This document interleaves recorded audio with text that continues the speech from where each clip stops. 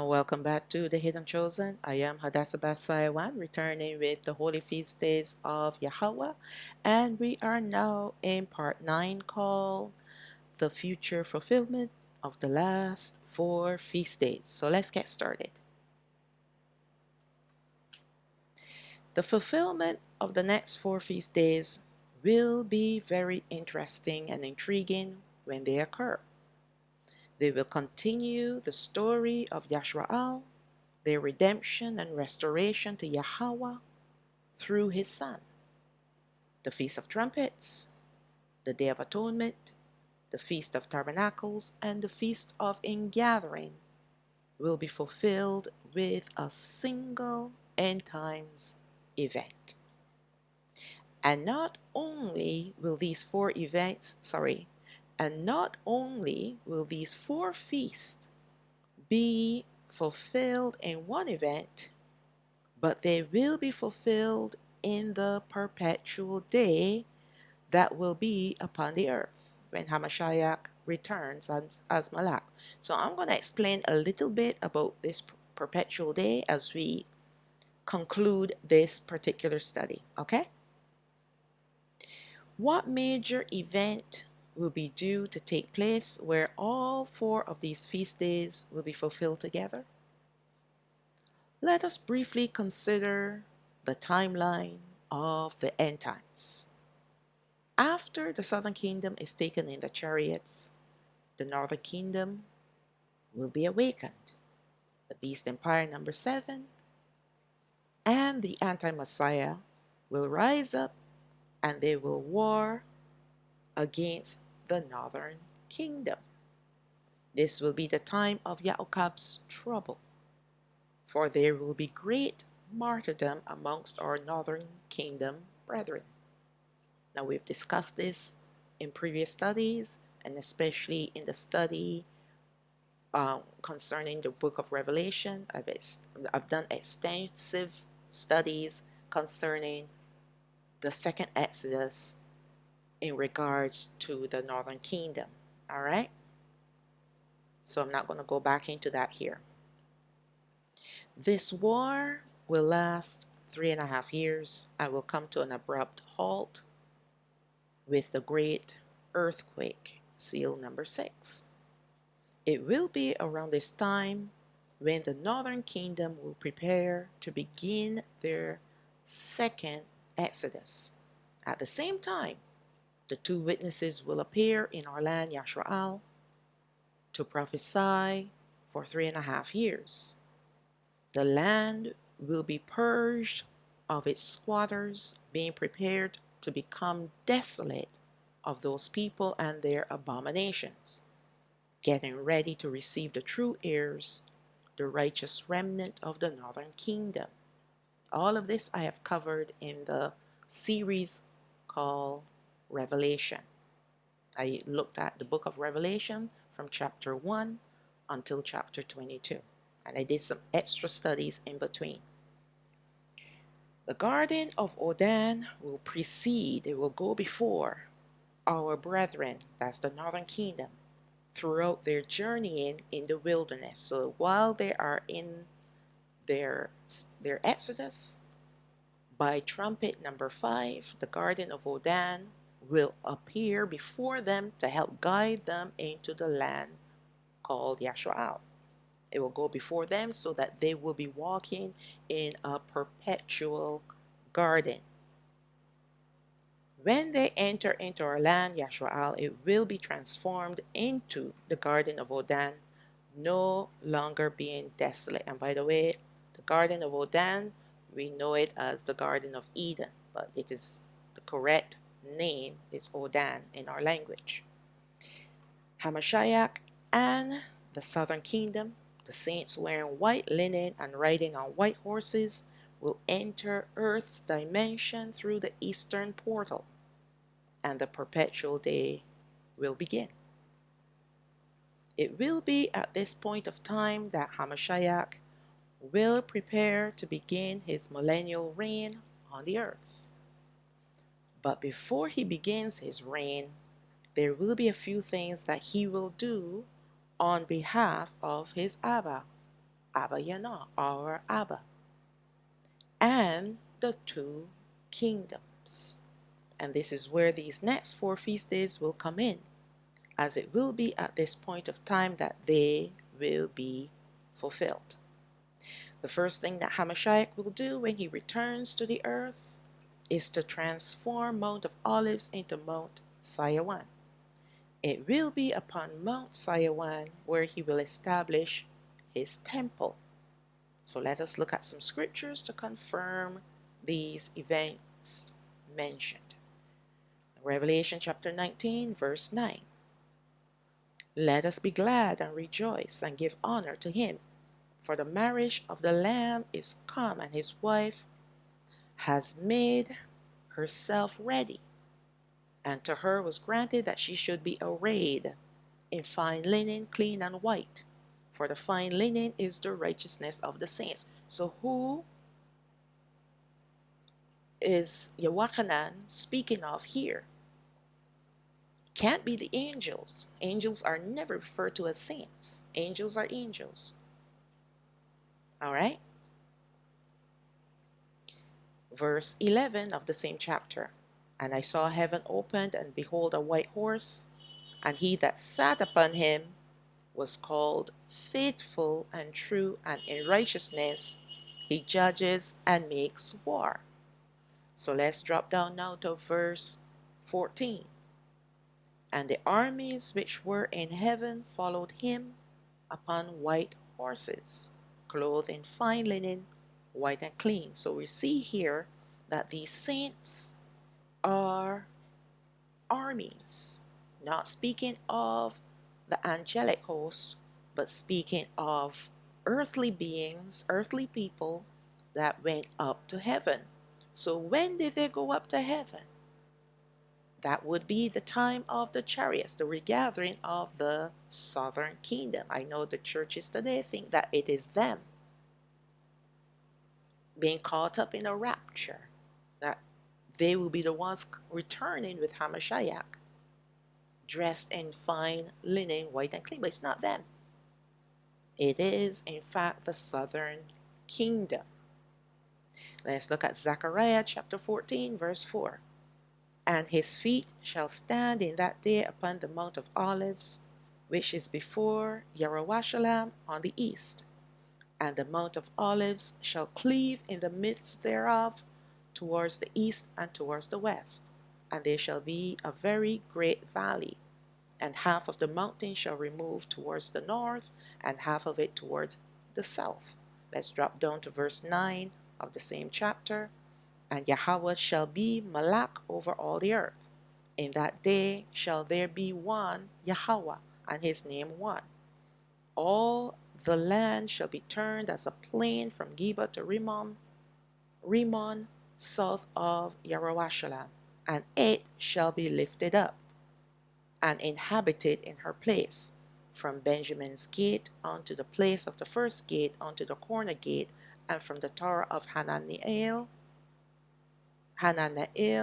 unto the king's winepresses, and men shall dwell in it, and there shall be no more utter destruction, but Yahawah shall be safely inhabited.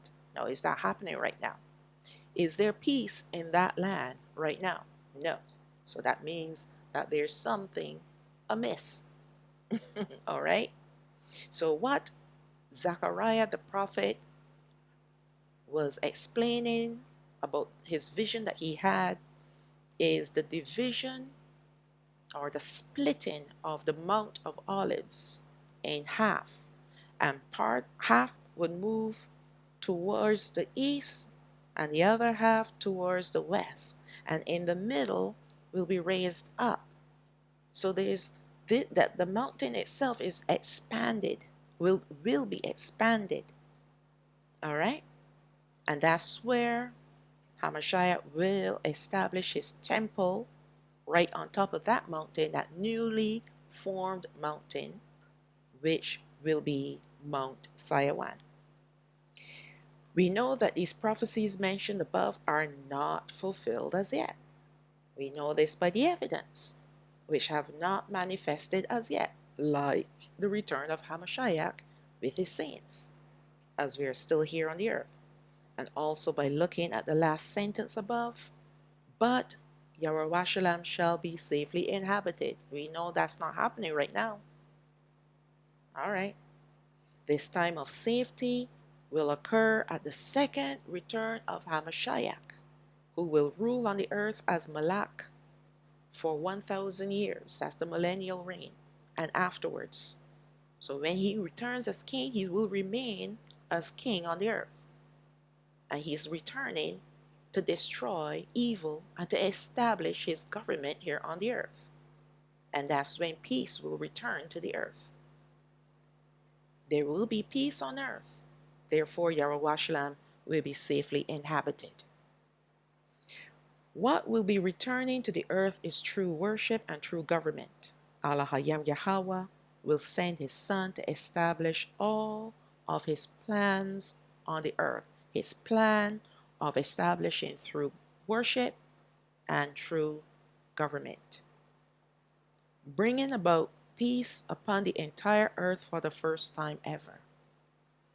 Hamashiach will have his saints, the southern kingdom, with him upon Mount Shalawam, but not yet in his temple, as he will be the first to enter in.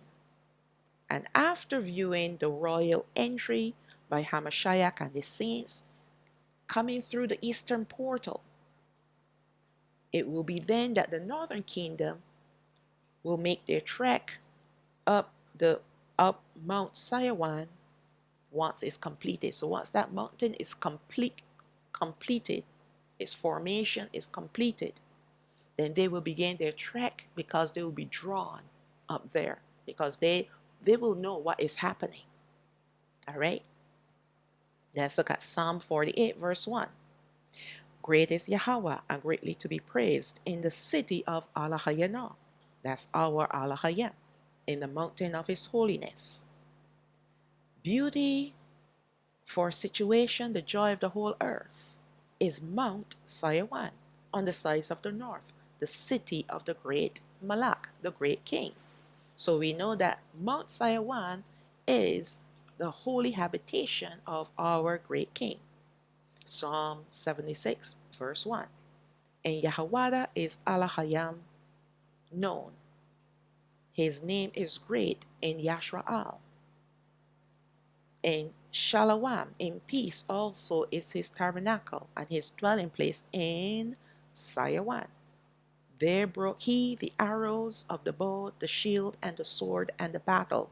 So when he breaks the arrows of the bow, the shield, and the sword, and the battle, that means he is bringing peace. He is establishing peace. So when he established his tabernacle, his temple on Mount Shalawam, he is also going to establish peace. Yahshua chapter 2 verse 2. And it shall come to pass in the last days that the mountain of Yahweh's house shall be established on the top of the mountains, and shall be exalted above the hills, and all nations shall flow into it. And many people shall go and say, Come you, and let us go up to the mountain of Yahawah, to the house of Allah Hayam of Yaakov, and he shall teach us of his ways, and he will walk, and we will walk in his paths. For out of Shalawam shall go forth the law and the word of Yahawah from Yahawah, and he shall judge among the nations, and shall rebuke many people, and they shall beat their swords into plowshares, and their spears into pruning hooks. Nation shall not lift up sword against nation, neither shall they learn war anymore.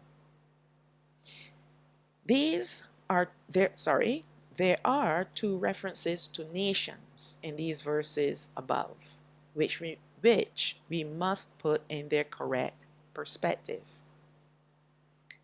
Nations in Yahshua chapter 2, verses 2 and 3 are in reference to the tribes of Yashraal,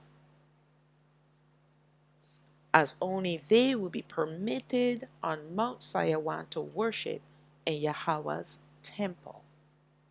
As the southern kingdom will already be on top of Mount Shalawam, it will be the northern kingdom who will be the many people in verse 3, beckoning each other to go up the mountain of Yahawah to learn of his ways. Nations in verse 4 is in reference to the Gentile nations who will still be in a state of war until the second return of Hamashiach. Remember that by this time, the 12 tribes of Yasha'al are still divided into two kingdoms.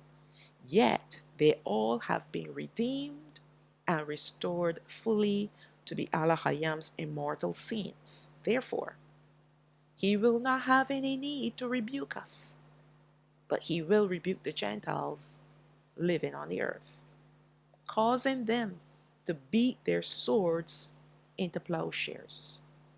This will be the dramatic change for the earth, where it was once engulfed in wars, chaos, and confusion, but now peace will reign. Plowshares are instruments used in farming. Therefore, these Gentiles will become farmers at this time. So all their weapons they're going to beat, and their weapons, by the way, will be their swords. They will beat into plowshares. They will become farmers. Here's the sequence of events that will be taking place in the coming future. All nations flowing into Yahawah's house is speaking of the event of the calling of the 12 tribes together into the temple of Yahawah. How will this be done? Except by the sounding of a trumpet, sounding an alarm. It will be Hamashiach's voice which will sound like a trumpet, calling us into his temple, like our forefathers in the wilderness who heard the sound of a trumpet which sounded long and loud, that was calling them up into the sanctuary of Yahawah upon Mount Sinai. So will it be the same again. But this time the southern kingdom, under the banner of Yahawah, which is the chief tribe, with the tribes of Banaya Mayam, which is the tribe of Benjamin, and the half tribe of Lewi, will enter into the temple first, with the tribe of Yahawah leading this procession. The half tribe of Lewi of the northern kingdom will join with the half tribe of Lewi of the southern kingdom at this point of time. The remaining 9 tribes of the northern kingdom will also be in their tribes, with the banners of their chief tribes, to enter next into the temple. They will enter in an orderly fashion, almost like our forefathers when they moved out of their camps, when they were in the wilderness. The chief tribe, Ra'awaban, which is the tribe of Reuben, will carry the banner for the tribes of Shamaowan, that's the tribe of Simeon, and the tribe of Gad. The chief tribe, Yawasab, that's Joseph, which will include the tribes of Opariah, which is Ephraim, and Manasseh, which is Manasseh, will carry the banner for Yashashakar, which is the tribe of Issachar, and Zabawalawan, and that's the tribe of Zebulun. And finally, the chief tribe, Dan. Yes, Dan was never removed out of the tribes by Yahawah. This was the devil's doing. They took it out of the Bible, we put it back in. Will carry the banner, so the tribe of Dan, which is the chief tribe, will carry the banner for the tribe of Asher and the tribe of Naphtali, which is Naphtali. Can you imagine the emotions of all our brethren as we all enter into the temple to be together? Hamashiach's voice like a trumpet will be announcing us as we enter through the eastern gate of our temple. So not only does his voice got us ready to begin the procession, but as we enter in through that east gate, he will be announcing us. For the first time since the division of the 12 tribes, many generations ago, we will be together again to be a people, a nation. At this point of time, the Beast Empire, number 8, will be preparing to war against Hamashiach and his people in the valley of Har Magadawan.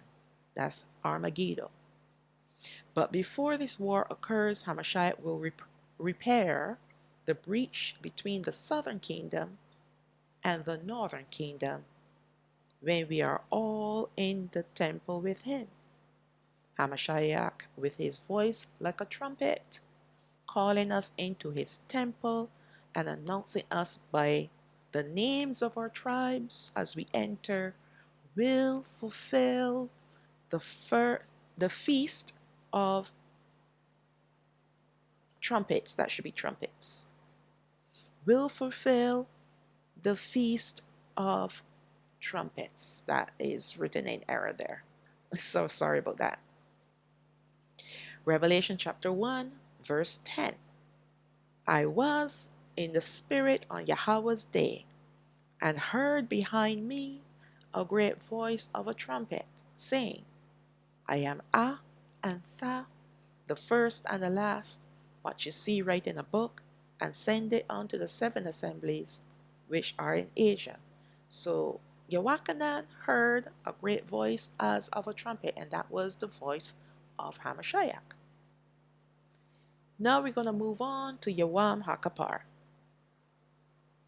Yawam HaKappar, the Feast of Sackcloth and the Feast of Ingathering, will be fulfilled by Hamashiach simultaneously when the tribes enter into his temple. So after we enter into his temple, then the next flow of fulfillment events will occur. Bear in mind that there will be another future fulfillment for the Feast of Sackcloth, that's the Feast of Tabernacles, and the Feast of Ingathering, after the millennial reign of Hamashiach. The next event to take place will be the fulfillment of Yawam HaKappar. That's the Day of Atonement. The reconciliation of the two kingdoms to be made one kingdom, to be called once again, after many generations, to be called Hamanai Yashwa'al, the 12 tribes of Yashwa'al, once again. Hamashiach will officiate as our high priest to make reconciliation for these two kingdoms in order to make them one in his hand.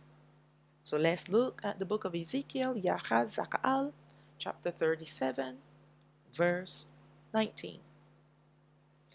And say unto them, Thus said Yahweh Elohayim, Behold, I will take the stick of Yahweh, which is in the hand of Opariam, and the tribes of Yashwa'al his fellows, that's speaking of the 9.5 tribes, the northern kingdom, and will put with him, even with the stick of Yahawah, that's the tribe of that's the southern kingdom, the 2.5 tribes, and make them one stick, and they shall be one in my hand. So regardless of those drawings that you see on the internet where two sticks are side by side, how can two sticks side by side be called one stick? When you put the sticks end to end and he hold the ends, the end to end parts in the middle of his hand, then the two sticks will look like one in his hand. All right? And that's exactly what Hamashiach is going to do. He's going to mend the two sticks by making them one in his hand. Let's drop down to verse 22. And I will make them one nation in the land upon the mountains of Yashwa'al. What are the mountains? Mount Sinai. Don't worry that it talks about mountains. But he's speaking of Mount Shalawam. And one Malak, one king, shall be Malak to them all. And there shall be no more two nations, neither shall they be divided into two kingdoms any more at all. Has that happened yet? So why are the Hebrew Israelite camps out there talking about 12 tribes going into a wilderness? And not only the Hebrew Israelite camps, we're talking about other people as well.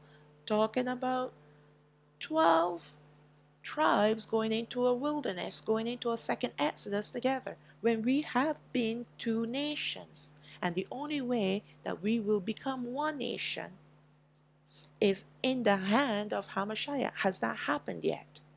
No. Today we are still a two-kingdom people, contrary to what the Hebrew Israelite camps are deceiving many to believe. Until we return to our land with Hamashiach. Remember, he said he will make them one nation in the land, meaning the land of Yahshua, upon the mountain of Yahshua. That's the mountain, Mount Shalawam. Has that happened yet? Okay. Until we return to our land with Hamashiach, reigning as Malak upon the earth, we will remain as two nations. We are enmity against each other. And by the way, only the southern kingdom is awakened to who they really are. The northern kingdom is still sleeping. Presently, Allah Hayam Yahawah is dealing with us as two separate nations to remove the rebels from amongst us, to regather us as two separate nations, to be made one in the hand of Hamashiach upon Mount Shalawam in his temple. And this is the order of our reunion. It's not going to be happening any other way. There's no earthly man that can make us one nation. And besides, the prophet says it will be Hamashiach. All right? Yes, he is a man, but he is also Allah Hayam. All right. Yawam HaKapar will not be a time of afflicting our souls. We looked at that in 2 studies. This is part 7 and part 8, when we looked at what Yawam HaKapar is all about. So it will not be a time, at this point of time, it will not be a time of us afflicting our souls, as we have been fully redeemed and made immortal and returned to be in the image of Yahawah. Instead, there will be the reconciliation of the two nations, the southern kingdom and the northern kingdom. Then the reconciliation as one kingdom, Habanai Yashwa'al, unto Yahawah. So we will be united as one kingdom, and then as one kingdom unto Allah Hayam Yahawah. Only Hamashiach can and will do this for us. Let's look again at Yahazaka'al, book of Ezekiel, chapter 44, verse 1.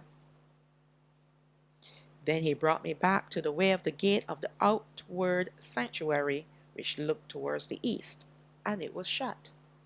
Then said Yahawah unto me, This gate shall be shut, it shall not be opened, and no man shall enter in by it, because Yahawah Allah Hayam of Yashwa'al had entered in by it, therefore it shall be shut.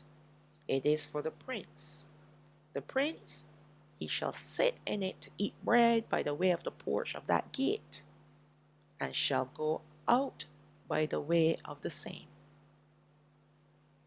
The prince spoken of is none other than Sar Shalawam, our Prince of Peace, who is Hamashiach.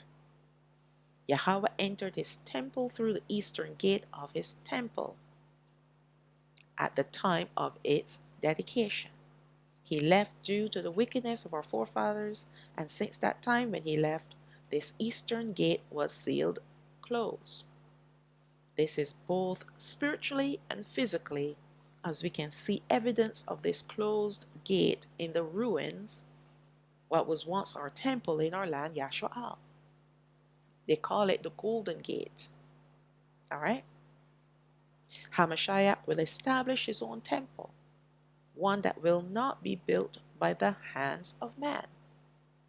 He will be the first to enter into the newly constructed temple upon Mount Siyawwan through the east gate, just like the eastern portal, when he will enter into our dimension here on earth. Allah is reserving this east gate for his son Hashar, the prince, who is also Ha-Malakana, our Malak. Actually, it should have been all the has there, right? Who is also Malakana, our Malak. Doesn't need the Ha in front of it. Who will enter to begin the reconciliation of Yashwa'al in his temple. So you see, the feast days are being played out one after the other. Okay? The eating of bread at the gate was what our forefathers, the priests, did when they carried out the rituals of sacrificing on behalf of themselves and for Habanai Yashwa'al. Part of the ritual was eating the flesh of the sacrifice and the bread at the gate. So let's look at the book of Exodus, Shalawam, chapter 29, verse 31. And you shall take the ram of consecration and seethe its flesh in the holy place. And Aharon and his sons shall eat the flesh of the ram, and the bread that is in the basket by the door of the tabernacle of the congregation. And they shall eat those things wherewith the atonement was made, to consecrate and to sanctify them. But a stranger shall not eat thereof, because they are holy. Now, this was done by Aharon and his sons to consecrate, to make an atonement and consecrate and sanctify the Yashwa'al, Habanai Yashwa'al, and themselves as well.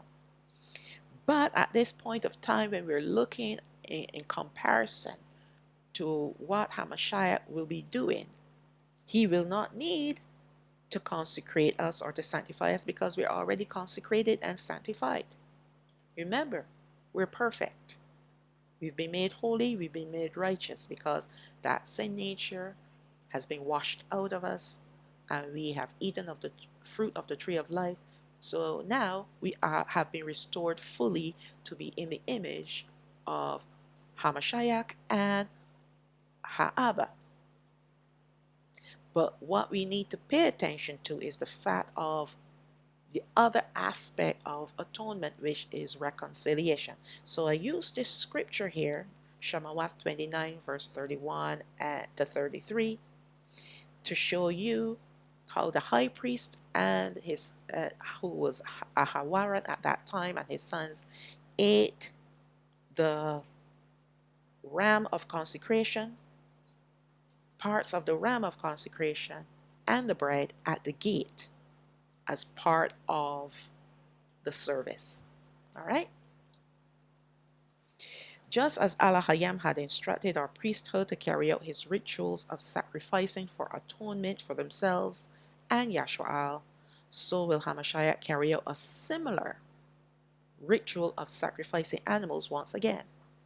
But this time, it will be for reconciliation, another aspect of atonement. Remember, we said back when we looked in part 7 and part 8 that atonement is made up of, first, being purged, and second, reconciling ourselves to Ha'aba. We have already been purged. Now the reconciliation needs to be done to make us whole again, to make us a nation again. And not only a nation, but to bring us into covenant to Yahawah as one kingdom. Yes, we have been betrothed to him as separate nations, the southern kingdom and the northern kingdom. But now, together for the first time as one kingdom, we now will enter into this covenant to him. It will be refreshed. All right? To because our situation has changed slightly. All right? Now, for the first time, we will be in covenant with him as one nation, no longer a divided nation. All right? And only Hamashiach can do this.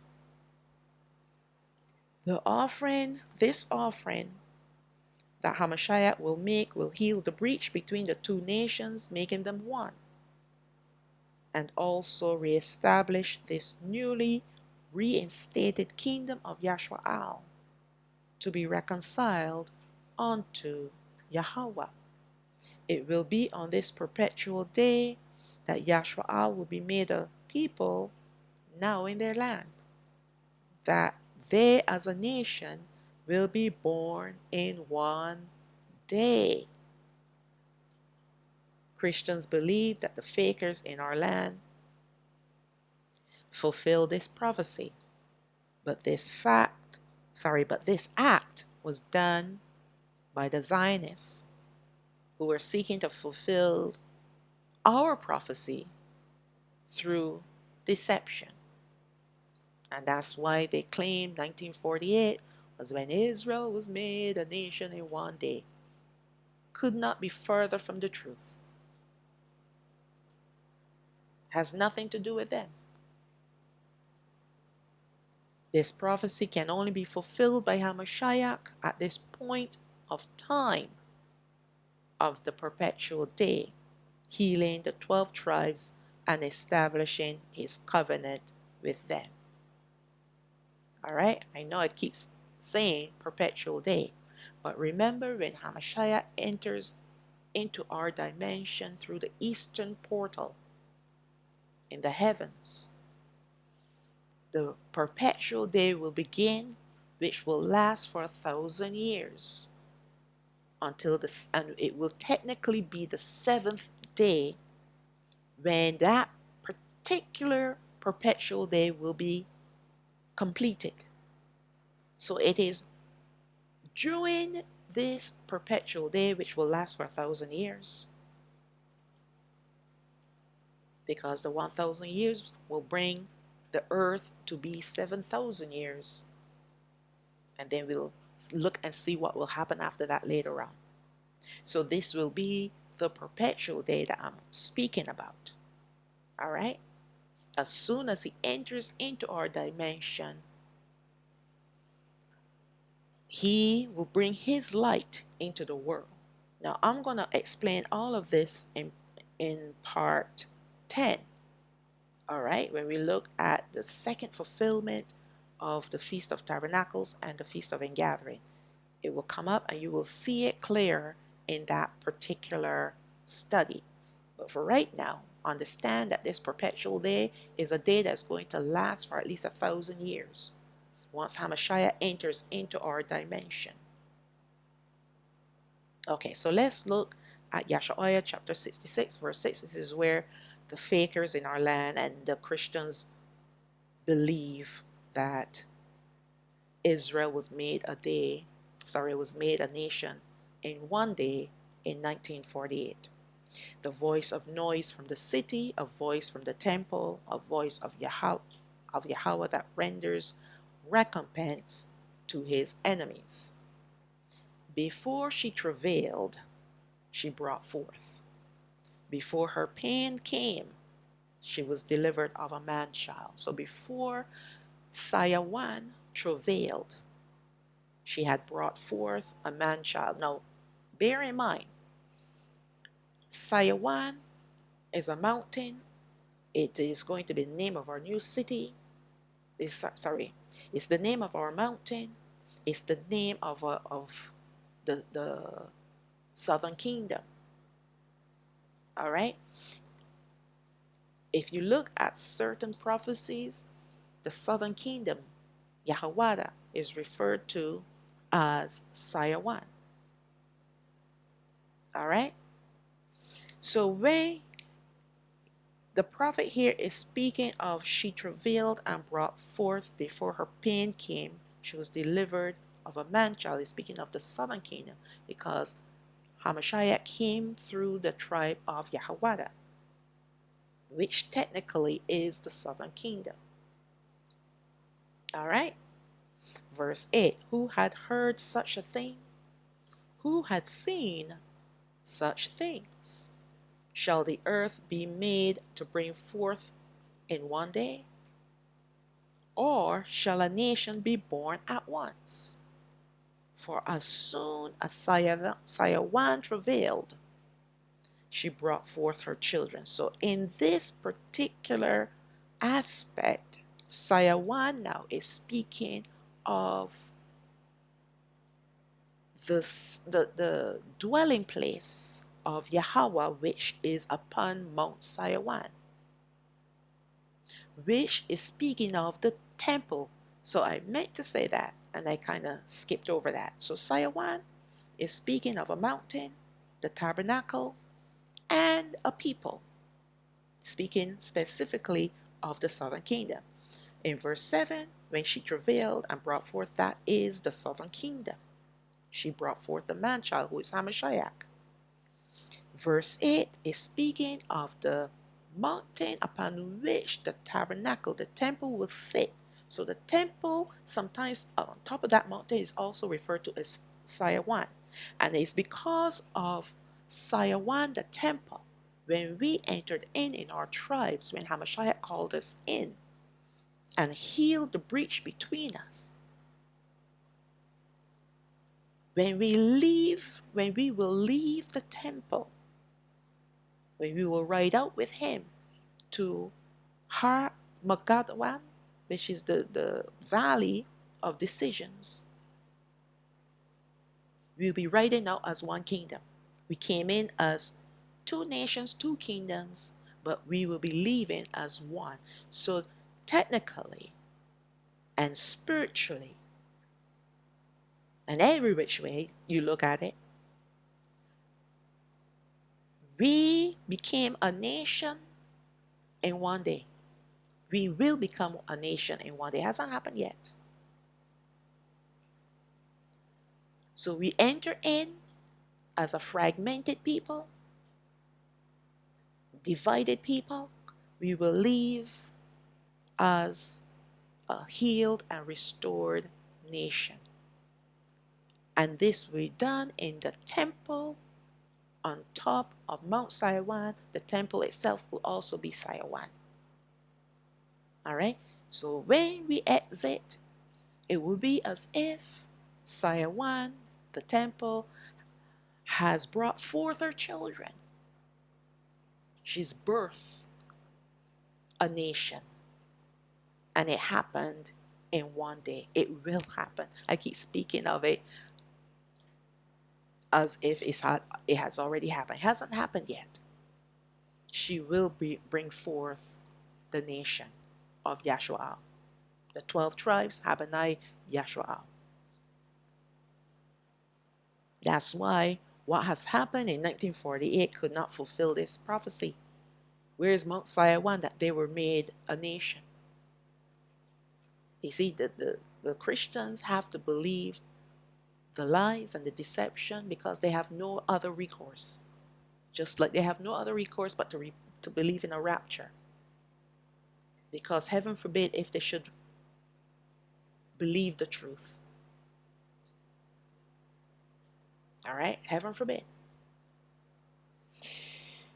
The fulfillment of the Feast of Tabernacles. So we looked at the reconciliation that was done to make us a people once again, a nation, a holy nation. All right? Now we're going to look at the fulfillment of the Feast of Tabernacles, which will follow after the fulfillment of the Day of Atonement, Yom HaKippur.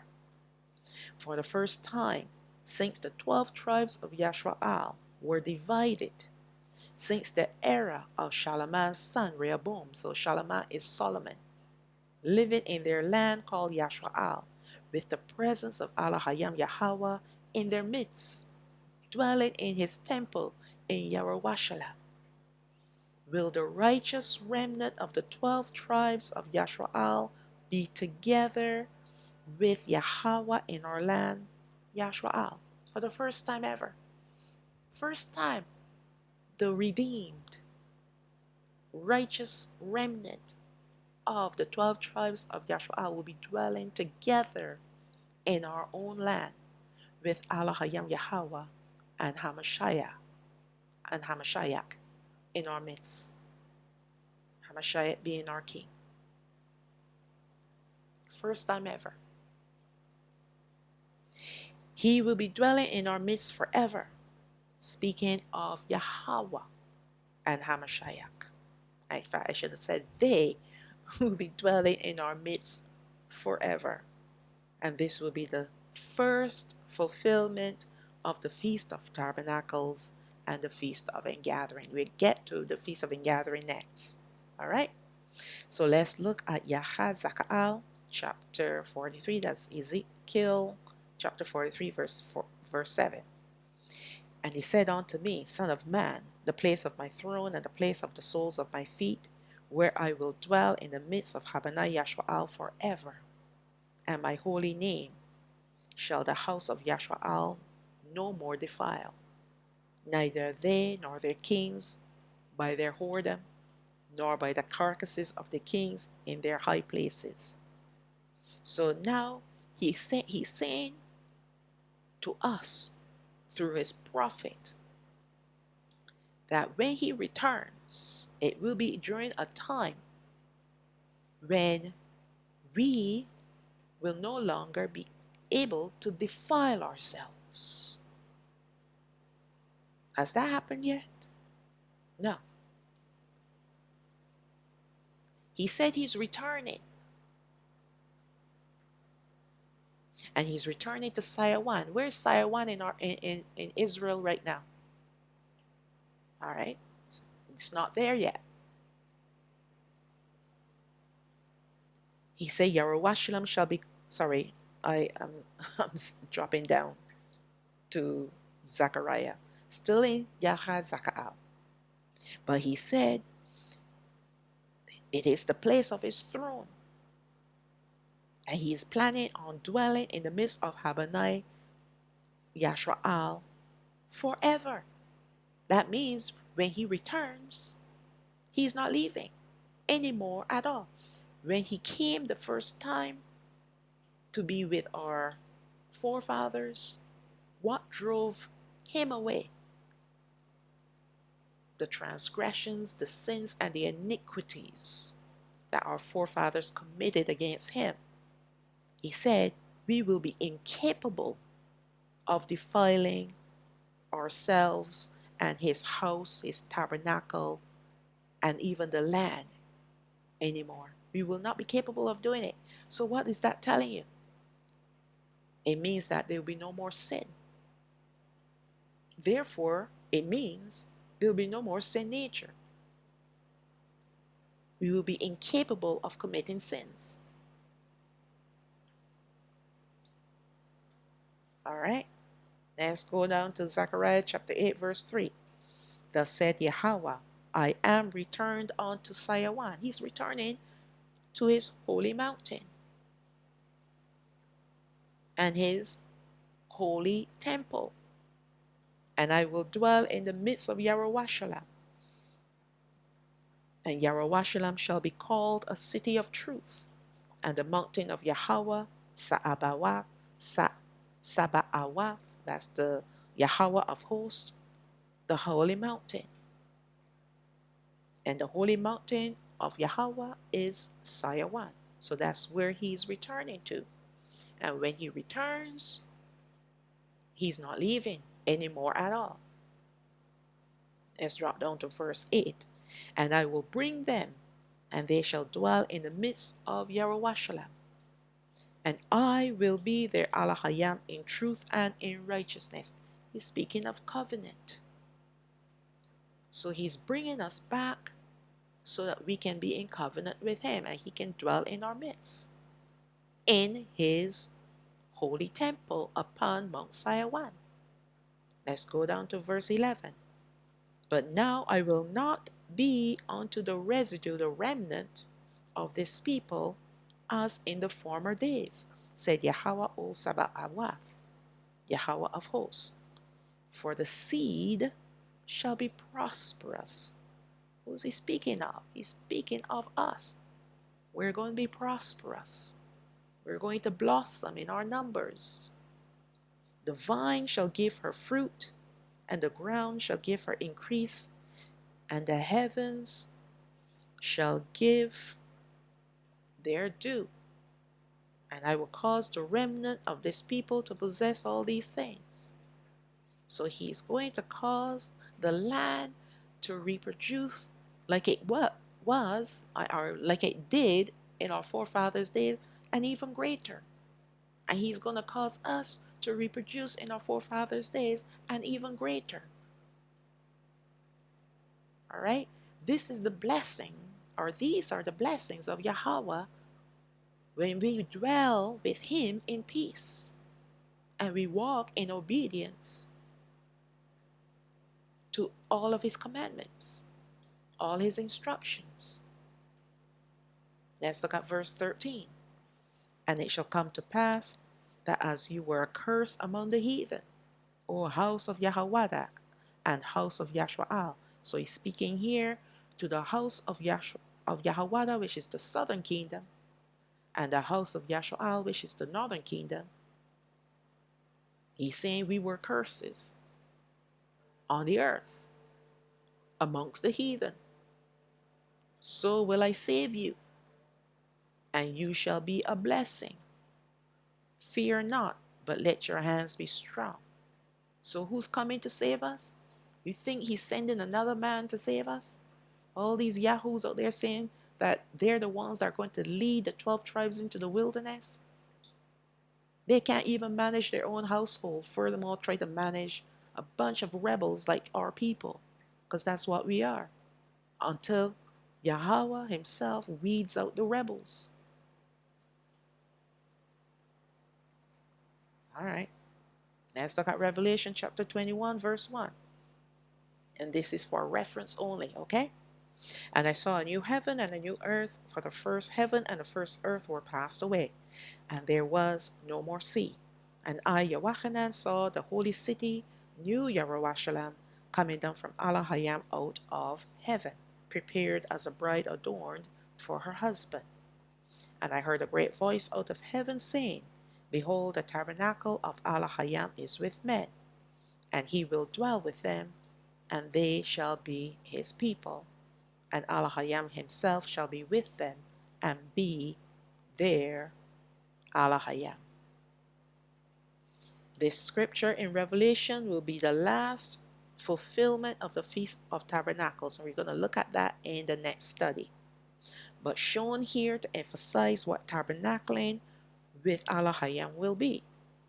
Although our forefathers tabernacled with Allahayam in the wilderness and in our land, meaning that he was dwelling in his temple in their midst.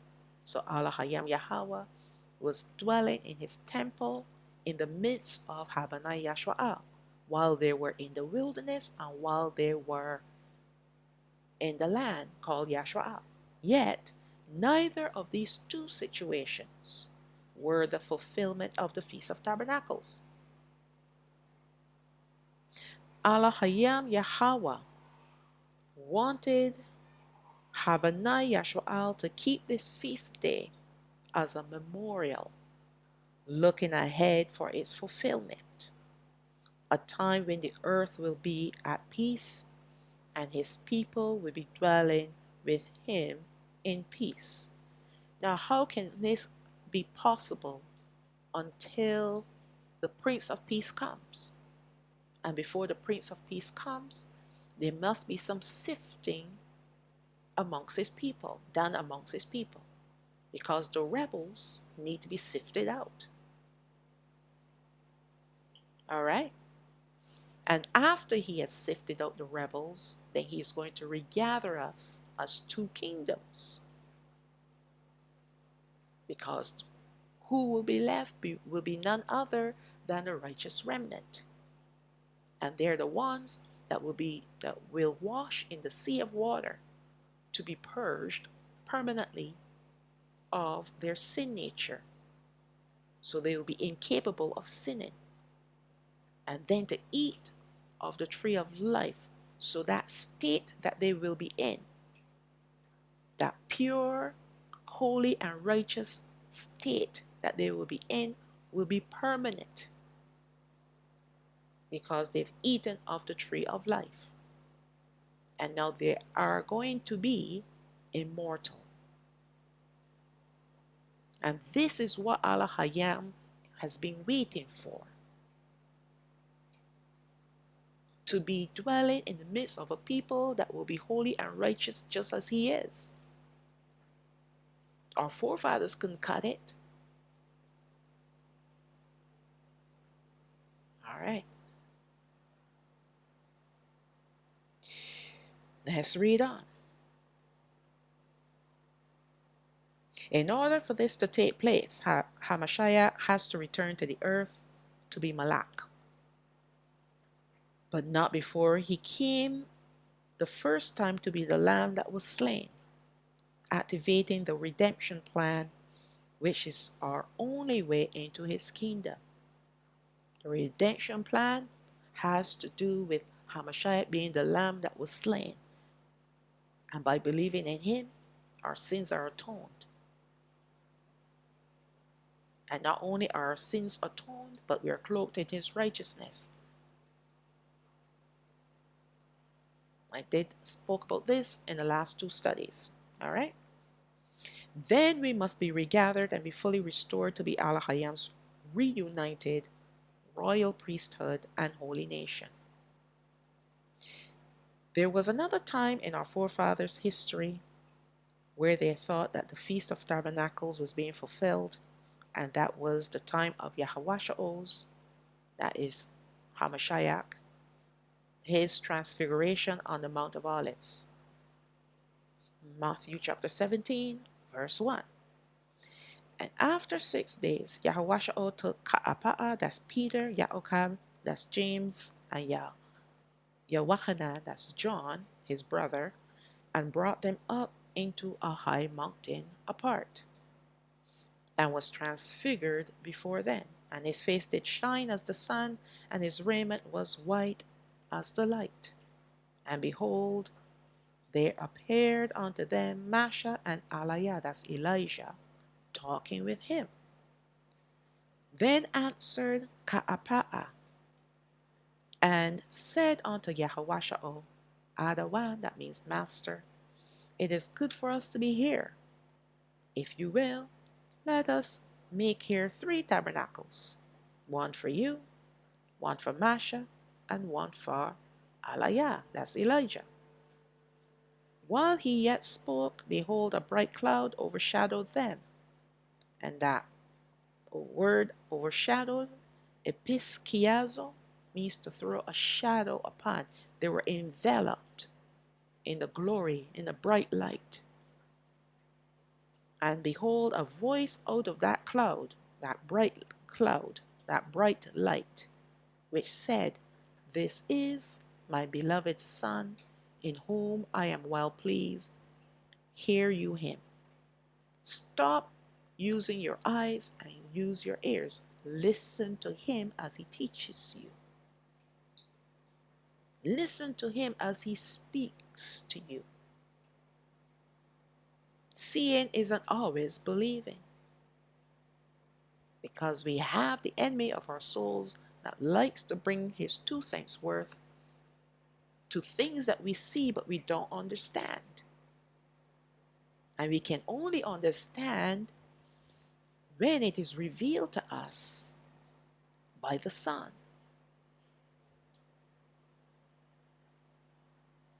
Verse 6. And when the disciples heard it, they fell on their face and were sore afraid. And Yahawah came and touched them and said, Arise, and be not afraid. And when they had lifted up their eyes, they saw no man, save Yahawah only. So the vision was over. They saw a vision of Hamashiach glorified, and Masha and Aliyah. We know Masha brought the law, and Aliyah represented the prophets. And Hamashiach stood in the midst of them.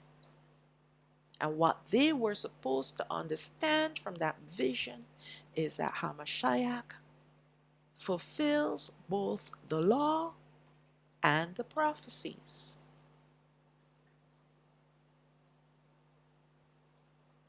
But they didn't understand that. They were thinking of the Feast of Tabernacles. They were in a tough situation, and they were hoping that this was the time that he came to deliver them out of their persecutions. It wasn't that time yet. Let's read on. Verse 9. And when they had come down from the mountain, Yahawah charged them, saying, Tell the vision to no man, until the Son of Man be risen from the dead. Keep this to yourself until you really understand what you've seen. Because I'm going to release to you my comforter, Rawak Ha'amath, the Spirit of Truth, who is going to remind you of this vision, and he's going to explain to you what you have seen. But for right now, you don't understand.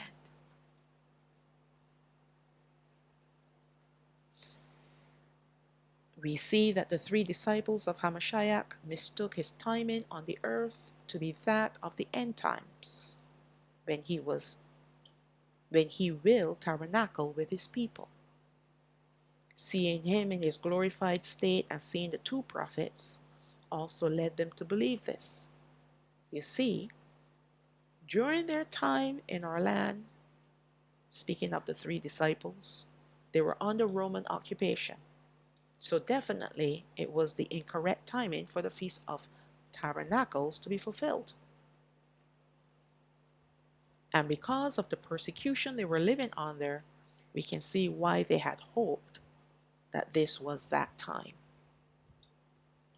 Yet Yahawah allowed them to experience a taste of what is to come, what will come in our timeline, in our era, not theirs. Due to their eyewitness of this event, it serves us today as a promise for a future with him upon Mount Shalawam, dwelling in the fullness of his glory, in the fulfillment of his law, which is represented by Masha, and his prophecy, which is represented by Aliyah, who is Elijah. Now, Hamashiach was transfigured upon Mount of Olives, and that is the same Mount of Olives that he's going to cleave and transform to be Mount Shalawam. All right? And that was no coincidence. We today who have eyes to see and ears to hear what Rawak is saying will understand the significance of his transfiguration. The fulfillment of the Feast of Ingathering will also be fulfilled at this time. The righteous remnant of the 12 tribes of Yahawah will be the first fruits who will be redeemed from the earth, meaning from people, his people, will be gathered out of the multitudes of our people. And only a remnant will be spared, will be saved. To be restored to be the people of Allah Hayam, the 12 tribes of Yahawah. And yet, this was not the desire of Yahawah, but our people will perish for a lack of knowledge. All right? They lack knowledge. They're going after pagan gods. And this is the reason why they will perish.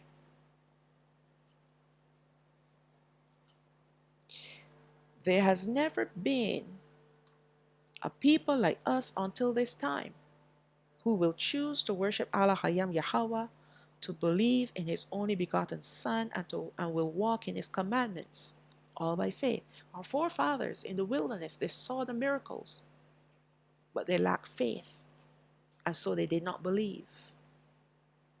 They had the pillar of fire by night, the pillar of cloud by day. They saw the miracles.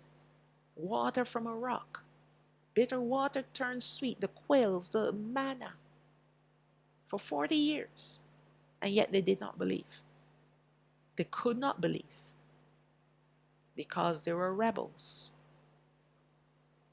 But the ones that will be redeemed back to Yahawah, the righteous remnant, it will be because we have chosen by faith to believe in Him and to believe in His Son. There are many of our people out there who claim that they believe in Yahawah, but they don't believe in His Son. They too will perish. Why? Because you can't get to Yahawah without His Son. If you look and read the Old Testament, the Farawah, and see what our forefathers had to do in order to have Allah Hayam Yahawah to dwell in their midst. All the sacrifices that they had to make. They had to have a priesthood, a high priest, a tabernacle, and the sacrifices. The sacrifices were done on their behalf to keep them, to restore them to be somewhat holy. It was only a temporary measure. And that's why they had to keep doing it all the time. But it was sufficient for that day. Nevertheless, they had to shed blood. We today, we don't need to shed blood because the blood was already shed by Hamashiach, who was our lamb that was slain. Or who is our lamb that was slain. All right? So when you deny Him, you've denied your entry into the kingdom. You've denied the redemption plan. Because your sins are going to compound until you're destroyed. Your righteousness is as filthy rags, menstruous cloths. They stink to high heaven. You can't make anywhere on your own merit because you have none that Al-Hayam wants. The only righteousness that He responds to is the righteousness of His Son. And we can only acquire Hamashiach's righteousness when we believe in Him. But if you dismiss Him, reject Him, you're paddling up the creek without, actually you're going up the creek without a paddle. So you will be destroyed. All right. You've been warned. You're not righteous enough. None of us are righteous enough. Doesn't matter how many times you call Him Yahawah. All right. All right. You need to understand the word in its context. Anyways, let's move on. The word of Allah Hayam is only for those who have eyes to see and ears to hear, and if you don't, and a heart to receive. Especially correction. Because if your heart is hardened to correction, then He's not going to even bother with you. Because you're full of pride. And this was exactly what happened to our forefathers. Amongst other things. Pride stepped in. Let's read on. Let's see where we left off. And for this, we will be the redeemed ones, the first ever who can claim our inheritance under the new covenant that was established by the death of Hamashiach. Our forefathers were the type and shadow of the first fruits to come, but they were not the first fruits. Yes, they were regathered from Matzorayim and were under the old covenant, but they could not fulfill this feast day to be the first fruits, as they could not satisfy the requirements. The old covenant was also looking ahead to the new covenant. So under the old covenant, with the blood of bulls and goats, our forefathers could not be the first fruits. Under the new covenant, and being the first to be regathered, speaking of the southern kingdom and the northern kingdom, and not only regathered, but to be restored, our sin nature washed away, and becoming immortal by eating of the fruit of the tree of life, to be fully restored to be in the image of Allah Hayam, will make us his first fruits. You see why our forefathers could not fulfill this day? They could not be first fruits.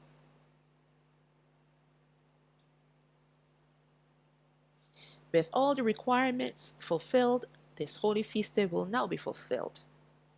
We will be the people of Allah Hayam Yahawah, who will see our salvation, beginning with our regathering, and now finally being reunited with our brethren to be one nation. Let's look at Jeremiah, the book of Jeremiah, chapter 2, verse 3. Yashraal was holiness unto Yahawah, and the first fruits of his increase. All that devour him shall offend. Evil shall come upon them, said Yahawah. That's coming. Jeremiah again, chapter 3, verse 18. In those days the house of Yahawah shall walk with the house of Yashraal. That's the southern kingdom. The house of Yahawah shall walk with the house of Yashraal. That's the northern kingdom. And they shall come together out of the land of the north to the land that I have given for an inheritance unto your fathers. So are we walking together at this moment? No, we're not. The house of Yahawah is not walking with the house of Yashraal. The land of the north is a prophetic expression in reference to Babylon, which we know was an empire which had enslaved our forefathers. All other empires after it were its offspring, regardless of the nationalities of the people. Hence, when the prophet was speaking of the land of the north, he was speaking prophetically about any lands where we are being held captive until our deliverance. Because no matter where you are on this earth, you're in Babylon. Because Babylon, after all, is a satanic system today. That's what it is. Not called after its rightful name. They're going to refer to it as the new order for the world, which its current offspring, the United Nations, currently running and controlling every aspect of our lives. They're passing laws overnight, and they've taken away the sovereignty of countries. All right. But this is all part of their plan of raising up their beast empire. Number 7.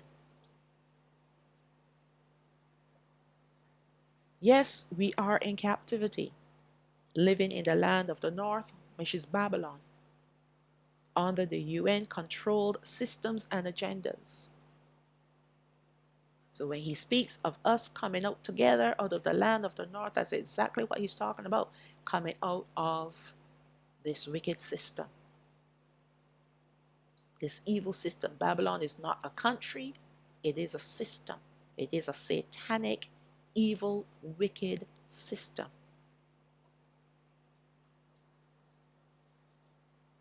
There's only one way for us to escape, and that is through the deliverance of Hamashiach.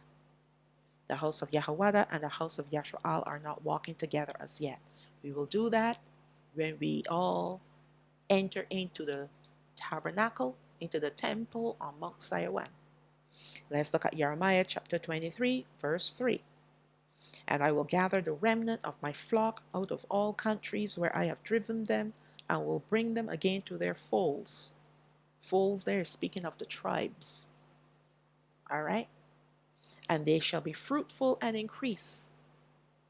So even though he's regathering a remnant, he's going to cause us to be fruitful and greatly increase our numbers. Let's drop down to verse 6 of the same chapter. In his days, Yahawah shall be saved. That's the southern kingdom. And Yasha'al shall dwell safely. That's the northern kingdom. They're going to dwell safely in our land called Yasha'al until we come with Hamashiach. Okay? And this is his name whereby he shall be called Yahawah Sadakana. That's Yahawah our righteousness. Therefore, behold, the days come, said Yahawah, that they shall no more say, Yahawah lives, who brought up Habanah Yashwa'al out of the land of Matsarayam. But Yahawah lives, who brought up and who led the seed of the house of Yashwa'al out of the north country and from all countries where I have driven them, and they shall dwell in their own land. So he's speaking collectively here now in verse 8 of the 12 tribes, because we all came out of the land of the north, out of the north country. All right? So now he's going to cause us to dwell in our own land in the last days and forevermore. What a wonderful time to be alive. Let's look at Yahazakal, the book of Ezekiel, chapter 39, verse 27. When I have brought them again from the people and gathered them out of their enemies' lands, and am sanctified in them in the sight of many nations, then shall they know that I am Yahawah their Elohim, who caused them to be led into captivity among the heathen. And we know this now. All right? This is something that is forefront in our minds. But I have gathered them unto their own land and have left none of them any more there. He's not going to leave any of our people behind. So if you don't make it in any of the regatherings, you're going to be destroyed. All right? Verse 29. Neither will I hide my face any more from them, for I have poured out my rawak upon Habanah Yashwa'al, said Yahawah Elohim.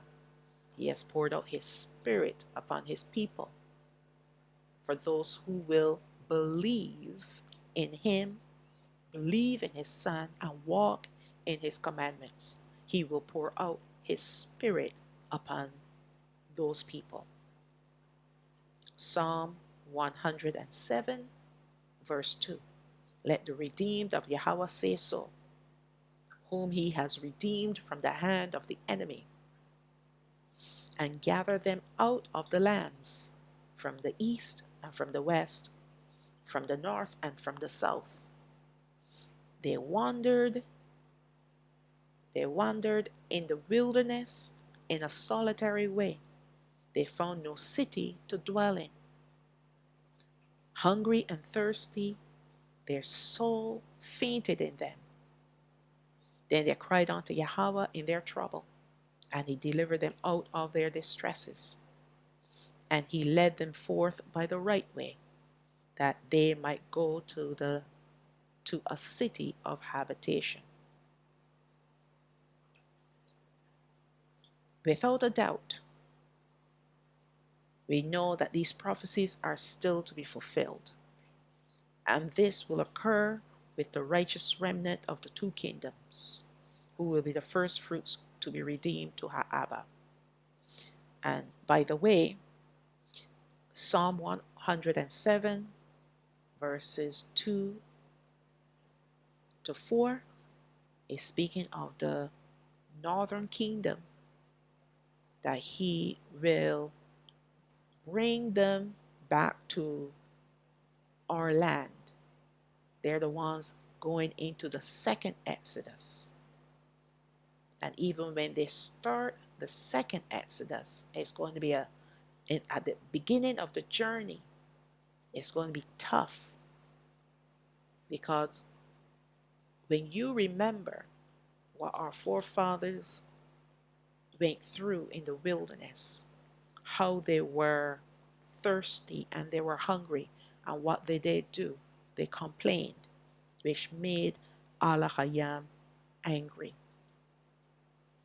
With the northern kingdom, when they start their second Exodus, they're going to be rebels still amongst them. All right?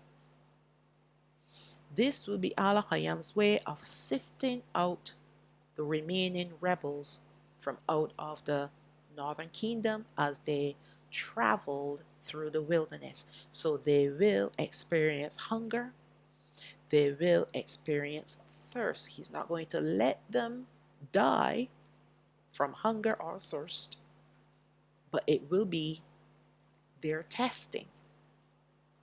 They're going to see the horrors all around them. Okay? Because the judgments are going to be still pouring out all around them. And they're going to see and hear. But if they continue on the path that he has laid before them, and to keep believing in him and trust in him, they will be preserved. But what's going to happen? The rebels, as soon as they start to feel hungry and thirsty, and because of fear of what they're seeing all around them, they're going to leave the group. They're going to go off on their own. And that's when Elohim is going to destroy them. And this is his way of weeding out the rebels. Because instead of complaining and grumbling like our forefathers, they're going to cry out unto Yahawah for help. And by trumpet number 5, he will give them enough water to get by, enough food. But they will still experience some hunger and thirst. That's all part of it. Just like our forefathers, when they were in the wilderness, they experienced thirst. And as soon as they experienced thirst, they started complaining. So let's see what these ones now are going to do. The northern kingdom. I'm going to let them get a little thirsty. Let's see how they're going to handle themselves. Let's see if they're going to trust me. Let's see if they're going to cry out to me for help instead of complaining and grumbling.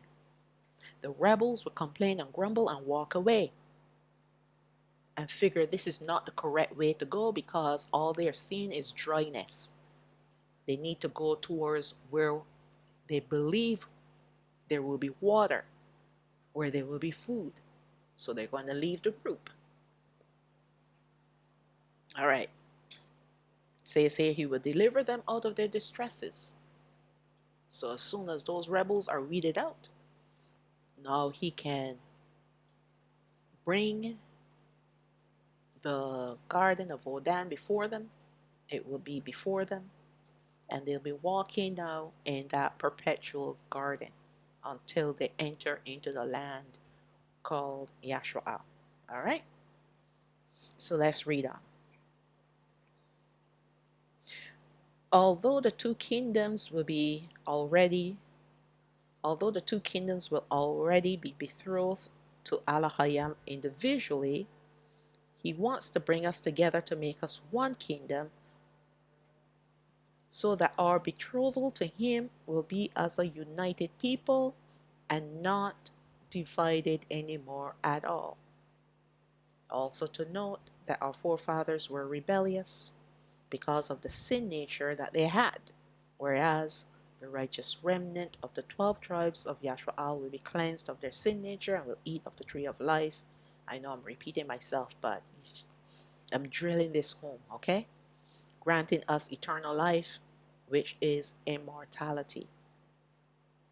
Now Alahayam will be able to dwell in our midst permanently as we will perfectly reflect his glory.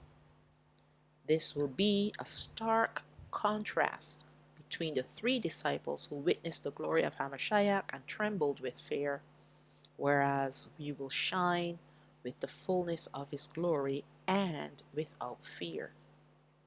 This is the difference. This is what Alahayam is looking for people to reflect his glory fully. That means a sin nature within us, this ability to sin, this being prone to sin needs to be removed. That curse needs to be removed. Now we can understand the fulfillment of these last 4 feast days, how they will be fulfilled by Hamashiach and will greatly impact the remnant of Yasha'al. We are on the road of redemption, where we are being restored, renewed, reunited, and reestablished as the people of Alahayam, to be fully in covenant with him. All of these feast days playing their vital roles in Alahayam's grand plan. Now, as you go through these studies, this ought to give us a sense of hope, a sense of expectation and anticipation of greatness. We have to see and understand what is waiting for us. All right, our inheritance. Yes, right now we might be living in lack, short in supplies, working that 9 to 5 grind. But one day, all of those things will be behind us. But first, we have to do some serious self-evaluations to make sure that we are living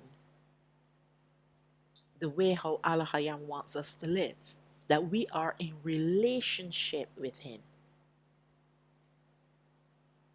not on one day only, but 24/7 relationship with him. Yes, he understands that we need to work, we need to do things, he understands life, but he must always be at the forefront of our minds. He must be in our hearts, reigning from our hearts. That means we have to put away those pagan gods. We have to put away false doctrines. And the only way that we can do this is by humbling ourselves before him in repentance, and by believing in him and by believing in his son and what he came to do, so that we now can be redeemed. It's the only way.